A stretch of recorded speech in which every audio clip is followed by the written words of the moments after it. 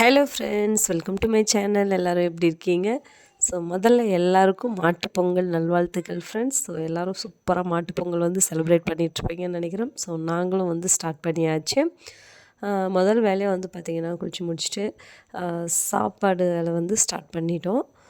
நான் வந்து பார்த்திங்கன்னா கொஞ்சம் எல்லாம் பல்காக நிறையா பண்ணுவோம் இல்லைங்களா, எல்லோரும் எங்கள் வீட்டாண்ட தான் வருவாங்க. ஸோ நிறையா பண்ணணும். அதனால் ஃபஸ்ட்டு நான் கொஞ்சம் நிறையா பூண்டு வெங்காயம்லாம் ஃபஸ்ட்டு உரித்து வச்சுக்கலாம், உரிச்சிட்டு ஸ்டார்ட் பண்ணலான்னு சொல்லிவிட்டு உட்காந்து உரிக்க ஆரம்பிச்சிட்டேன். பொங்கல் பானைலாம் வந்து பார்த்திங்கன்னா முன்ன நாளே நான் வந்து வாஷ் பண்ணி வச்சுட்ருந்தேன். ஸோ அதுக்கு வந்து நாத்தனார் வந்து கோலம்லாம் போட்டு அழகாக சூப்பராக வச்சுட்டாங்க.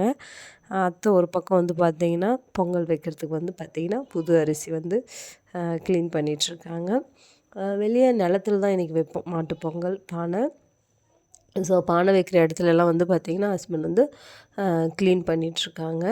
நான் வந்து பார்த்திங்கன்னா சாம்பார் ஃபஸ்ட்டு சாம்பார் வச்சிடலாம் அப்படின்னு சொல்லிவிட்டு சாம்பாருக்கு வந்து ரெடி பண்ணிகிட்ருந்தேன், பருப்பு சாம்பார். ஸோ இது வச்சுட்டே இருக்கிறம்போது வந்து பார்த்திங்கன்னா வெளியே வந்து பானை பொங்கி வந்துச்சு, வந்து பொங்கல் கூப்பிடணும்னு சொல்லி கூப்பிட்டதால ஸோ வெளியே ஓட்டிட்டேன்.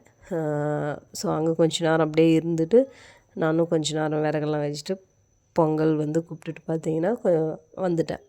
அதுக்கப்புறம் வந்துட்டு பார்த்திங்கன்னா இன்றைக்கி வந்து பார்த்திங்கன்னா சாம்பார், அப்புறம் 2 பொரியல் வந்து பிளான் பண்ணியிருக்கேன்.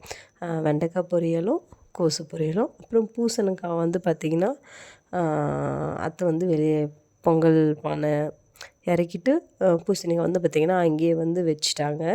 ஸோ நான் உள்ள சாம்பார் வச்சுட்டு 2 பொரியல் செஞ்சுட்டேன். வடை வந்து பார்த்திங்கன்னா இன்றைக்கி உளுந்து வடை. ஸோ அதுக்குமே வந்து அரைச்சிட்டேன்.